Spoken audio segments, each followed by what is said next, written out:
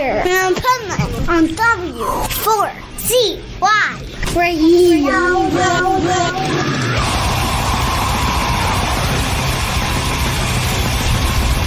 This is the Pipeman here on the Adventures of Pipeman W4CY Radio, and I'm here with Megan and Corey from Casket Robbery. Yes, here at Milwaukee Metal Fest. Yes. So I first have to say I dig your hair because up until about maybe almost a year ago, that's how my hair was for years. Oh, hell yeah. Yeah. Hell yeah. And it's a lot of fucking work, man. It is a lot of work. Like now that Yeah. I decided just to chill out for a little while because I was going to Costa Rica surfing. I'm like, it doesn't make sense to have blue hair. But then after a little while, I was like, man, it's kind of nice not having to bring my own pillowcase everywhere, my own towel everywhere, and bleed all over the True. place. Very true. Very true. That is a problem. Right? But it looks good. Thank you. So I saw your guys' set here, and man, you fucking killed it, just to be blunt. Thank you so much. That was super fun. It is, and don't worry about it. Who gives a fuck? There's playing noises. That's right. You could drop it again. Maybe it'll be like drums for the interview. Hello, I just dropped a bush light on the ground. That's alcohol abuse. Just don't open it during. Oh, it's already open. Okay, that's good because it would not have been good for the interview to open it up and spray it everywhere. No. Although that might have been interesting. So I do want to ask, how the hell do you get that voice come out of you? Lots of practice. Right? And I bring that question up, because people don't realize, like, so many people think when you sing like that you're using some kind of effect or some kind of thing, and it's just training and knowing how to sing it. Yeah. I don't have anything. I don't use any effects of anything on my voice, and a lot of people can't believe that. But no, I've done it for a long time now. We've done enough tours where I kind of like consistently do it every night and learn how to do it the proper way, and yeah. Well, proper way is key, because I used to sing thrash metal when I was a teenager, and I fried my voice pretty quickly because I didn't have technique. Yeah. I don't even know if there was technique back then, But then I watch people like you or like Courtney from Spirit Box. Yeah. And like when I see her on stage, it's like I'm like fascinated by her mouth and how it forms to make those sounds, And it just proves that's not effects. That's really knowing how to use your tool, your instrument. Yeah. Vocals is an instrument. Yep. You're just making distortion with your vocal cords. That's Exactly. Yeah. Now, I am curious, after you do a whole set like that, how does your throat feel? Fine. I mean, I'm talking right now, fine. See? So yeah, sometimes on the road I'll be sick and stuff, and I'm just pretty prone to getting sick, and I'll go on vocal rest and stuff. But no, I usually don't have issues with that. And see, that's the training right there. Yeah. That's the practice. That's the technique, because otherwise you'd be like, Yep, and then it's no fun, because then I usually am the one that runs to our merch booth and has to talk to everyone. So, right. So yeah, it's hard if I don't have a voice. Exactly. And do you find people at the merch booth like kind of fascinated that your voice is just fine after doing that? Yeah. I get a lot of questions about my voice a lot. Nice. But yeah, it's fun. I think it makes it more fun that people don't expect that sound from me. Exactly. It does. It makes it way more fun on stage. No doubt. So, all three of you, what would you say is the one thing that happened in your life that said to you, man, this is what I need to do? I think for me, I always thought I would sing and wanted to be on stage. I never in my wildest dreams thought it would be death metal. Wait, I want to know what you thought it would be originally. I mean, I grew up with classic rock and things but I mean, I was a little girl into boy bands and stuff and pop and everything, but it slowly got heavier and heavier and heavier, and I was in a metalcore band for a while, and I just slowly loved doing heavier things, and then that kind of, I want to make the weirdest, grossest noises with my voice, and And this allows me to do that. I love it. I love it. How about you? It was just literally the moment I picked up a guitar. I just got into rock music, like AC/DC, stuff like that, and just loved pushing my playing further and further. And then I got into metal from there, and that's it, man. Just playing guitar. I just love it. So now I also want to keep the mic, because I want to clarify another misconception about death metal. Like, death metal guitarists are some of the best fucking guitarists there are, because they actually are very technical guitarists. Yeah, So- right. So tell me a little bit about that too, because a lot of people may think, they're just sitting there and just hitting the same chord over and over again. Yeah, or it's noisy or whatever. Yeah. No, for sure, dude. It takes a lot of practice and constant practice too. It's like you gotta keep up on it, because it's a very athletic type of thing. You know what I mean? Totally. You've got to have your arms in shape, and yeah, man, it's super fun though. Yeah, if you're not in shape, here's what I know happens is then while you're playing, your forearms are hurting because you're straining muscles. Like, your forearm controls your wrist. Yeah. So when your wrist is strained, that hurts, and it tightens I don't up. think people really realize that. Yeah. And especially when you're playing so fast. Yeah, like, man. I always give credit to people that play fast, because I also tried to play guitar and sucked at that.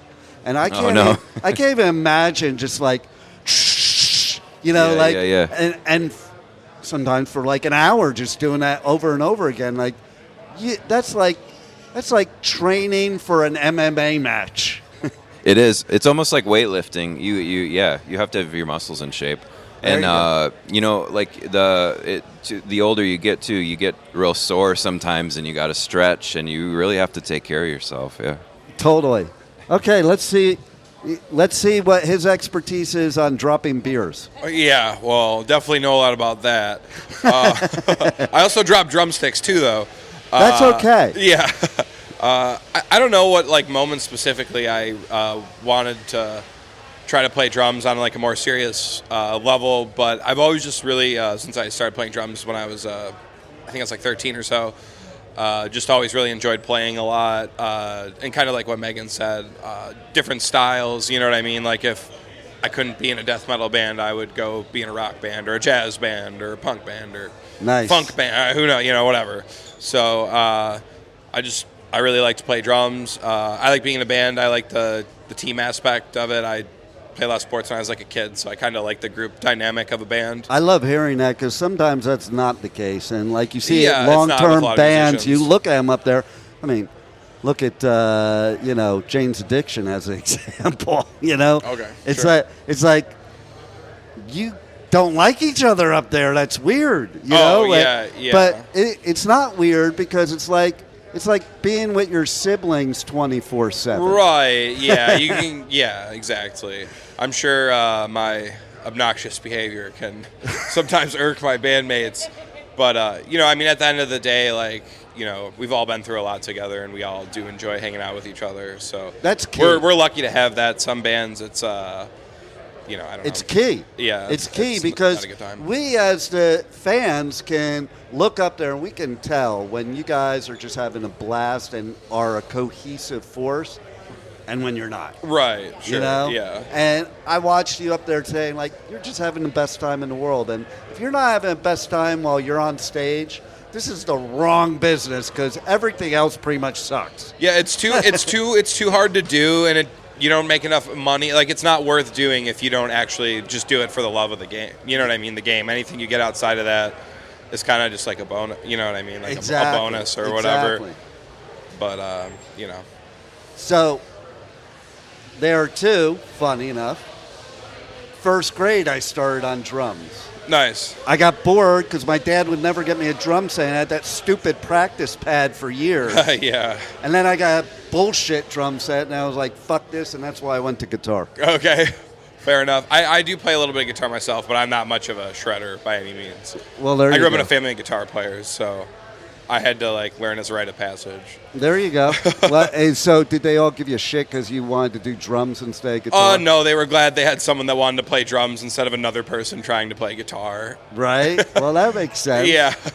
So, what have you liked most about Milwaukee Metal Fest so far?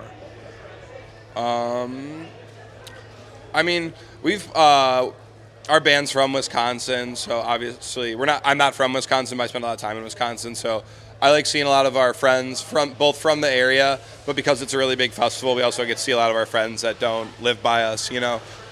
So I just like seeing everyone and enjoying like the metal community of, you know what I mean? Yeah. Friends, I guess, we've made along the way here. And I also really do like seeing there's a lot of classic bands here, so a lot of like bucket list bands that sometimes are bands that are like some OG bands that you might not think you ever get a chance to see kind of thing. Name one that this year that you really feel that way about. Well, I saw them before, but like Death Angel and Napalm Death, you know, are like two classic bands that I'd never seen live before. So that was cool. I'm hoping to catch Napalm Death set after this in the bar stage. Insane. Yeah. Insane. I hope I can survive that. That dude, the energy he has at his age is amazing. So, how about you guys? What's your favorite? I think it's the same thing. It's just the community of people. Just seeing everybody, friends, fans, everybody's super friendly. It's just a good vibe. Yeah, I think we've gotten to, like, they hit the nail on the head, like, see all of our friends in the industry that we don't get to see as much as we want to. Plus, we've met, I mean, just so many more people this way, even just, like, sitting and catering, like, having dinner, like, pulling up and meeting these bands. And then it's just fun, like, running around stage to stage, seeing as much music as you can no doubt possibly fit into a weekend it's just really cool. Yeah, it is. And, like, is it true that, you know, Artist Catering is over at the hotel across the street? and like, Dahmer's the chef? Yes, that is true. The one thing I was going to ask you about Dahmer is, like, have you thought of going and robbing his casket? Oh, that would be, I don't think I would admit to that. If you could put it on stage. So. You could put it on stage next hypothetically. year. You could put it on stage next year yes. at Milwaukee Metal Fest. Hypothetically, for legal purposes. Say that again? That's what funds the band. The Casket Robbery. Yeah, there you go. So, one story, good or bad, in your whole musical journey, what's the one that sticks out in your mind most? I don't know if it's a story that sticks out the most, but like the most recent thing, I love these festivals because we get to meet everyone. And literally 15 minutes ago, when we were on stage today, I noticed in the crowd a little girl on her dad's shoulders the entire time. I saw her. And that little girl just came up to me a few minutes ago and had a little bracelet that she had made me and handed that to me. And that, like, that kind of stuff, just like that sticks with me.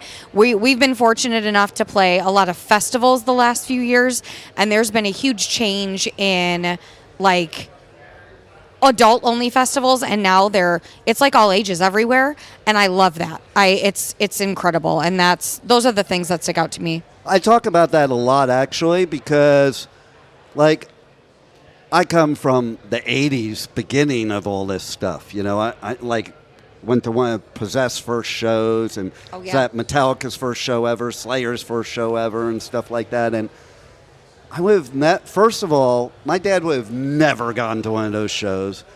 And I would have never gone to see people like Metallica now, like in their 60s, playing metal. I would have thought it was ridiculous. But now I bring my kids, I bring my grandkids. You look out in the crowd, and it's just, it feels so good that multiple generations that maybe in other aspects can't hang out together are hanging out at a metal fest. Yeah, it's a powerful thing. Yeah, I mean that's what it's all about right there. Yeah. Like, and I attribute it to bands like you that, you know, are the, for lack of a better way of putting it, newer, you know, that are bringing that to the forefront. Like my grandson, he won last year, unbeknownst to me. I'm like, what do you want for your birthday? He's like, a guitar. Okay, let's go. We went to Guitar Center, and he just started playing Green Day like it was nothing. I'm like, where did that come from? And then we're driving in the car, and I'm playing him like all kinds of extreme metal that I think he would never know, and he knew most of it. And I was like, that's freaking cool. Yeah. You know? And now he's got a battle vest that I'm like, wow, you're just like your grandpa. Because this is my 80s battle vest. Oh, hell yeah. A stick. No way. That's sick. Yes, because in those days, they didn't have a lot of stuff. They didn't even have a Slayer patch then. I put that felt on there, and I drew all the drawings on there. Some of the old school bands that I showed us to, like Winston was freaking out from Parkway Drive. He's like, look at the paper patch. That's wild, you know? And that's got a lot of history. It's got blood on it from doing a 20-foot stage dive off a Marshall stack, and the crowd moved. That's mid-air. cool. Yeah. Yeah, it wasn't cool at the time, but it's cool now. Yeah, good story. Yeah. It was kind of cool at the time till 15 minutes later when my adrenaline went away. Oh, yeah. So one last thing I want to say, and I want people to check it out. They need to go to your website, because one thing that's really cool about your website, a couple things. One is I love the fan page where anybody takes pictures and they send them to you. You'll put them on there. Yeah. Like, that's cool as shit. That's what it's like, you know, to get those loyal fans. Because I remember when I was a kid, if you could do shit like that, like, you were loyal to the band forever. Yeah. Okay? And then I think they need to sign up for the newsletter, because that's pretty cool, too. Yes. Newsletter, get the direct stuff like that. And for any band, go to their website, go to their newsletter, because like you're not always going to catch their stuff on social media, because all the algorithms, all that weird stuff. Connect with them on their newsletter. Totally. And I wanted to add to that, too. I just remember when I was young going on to Megadeth's website. They were like the pioneers of like building these cool sites for the fans. They had all this interactive stuff, and that's why we did the photo page, all that. Like, I'm trying to, we're trying to keep this like the fans and us as one. You know what I mean? Community, all of that. Yeah, that's a big deal. I think it's setting yourself apart, because like everybody's doing the social media thing. But what you're doing reminds me of back in the 80s when we were doing tape trading and shit like that. And it really, like, it made you connected to the band. Yeah, totally. For sure, yeah. Like, you're kind of on social media, but you're lost in the sea, whereas I think you feel more special with something like that. It's kind of like social media, you're kind of fighting for attention, where we're not about that. We're just here to, like, be friends and hang out with people and write good music, and it's catch our Patreon too. We do the same kind of thing. Megan reads like scary stories, and like we hang out with. That's badass. Yeah, we'll do live streams, and we used to watch VHS movies, live stream movies and stuff like that. All kinds of stuff. It's so fun. See, I love that. Like that little girl, she would be totally into like a story, Yeah. I mean. So it's cool that you're doing these unique things that nobody else is doing, because that's going to attract your tribe. Yeah. For sure. Absolutely, yeah. And they have to buy your merch or they can't listen to my show. Because that's the only way you get to the next gig. Yeah, right. It makes a huge difference, No, I think a lot of people don't know. First of all, musicians work way harder than most people. They think it's like, oh, you're living the dream life. It's easy. Bullshit. In a sense, part of it's the dream life, but they don't see what goes into creating the dream life. You don't drop into the dream life, know? And they don't realize that you don't make shit nowadays from anything but merch. Yeah, that's it. Yep. It's like, it really kind of pisses me off, to be honest, like Spotify, what they do, and, I talk to other press people. And like nowadays, like I have a licensed radio station and I pay royalties. And I know some of these other radio, quote unquote radio people, that they not licensed, they don't pay royalties. And I'll say shit to them and they're like, they should just be happy I'm playing their music. And I'm like, do you work for free? No, they shouldn't be just happy you're playing their music. They need to make a living so that they can keep making music. Yeah. You Yeah, know? right. And so I want everybody to know that. You know, it's important. Is there any other final words you guys want to touch on that we haven't covered already, or anything coming up that you want people to know about? Well, we've got a couple shows. We got Toledo Death Fest in Ohio in a couple weeks, and then we're doing Michigan Metal Fest in August, and then we're doing July 18th. We're doing a paranormal investigation where we lead. Ask about that. We lead a team. We have a paranormal team coming. But we're going to kind of lead the investigations, and our fans are welcome to grab a ticket and just hang out. It's just hanging out with us, and maybe we'll see some ghosts or something. Yeah, I just thought of while you're saying that. I'm like, man, you could do other ones where like you're trying to connect with the ghosts of Dahmer and Ed Gein. Yeah, for sure. You know, how wild would that be? That'd be wild. I bet it would attract a lot of people. Like, because me, like as an example, I'm obsessed with watching all these serial killer shit. Oh, you know? Sure, yeah. And it's like, it's very interesting, like, going into their mind of how they think. And, like, I watched all the documentaries about Ed Gein, and, I mean, it's amazing. Almost every serial killer has copied him.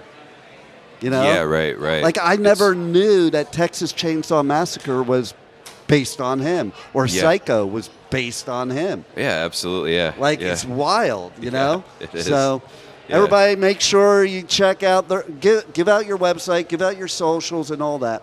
Yeah. Do you want? You can go to casketrobbery.com. All of our socials are at Casket Robbery, one word, real easy to find. You can Google us, Casket Robbery. Yep. You'll get tons of stuff.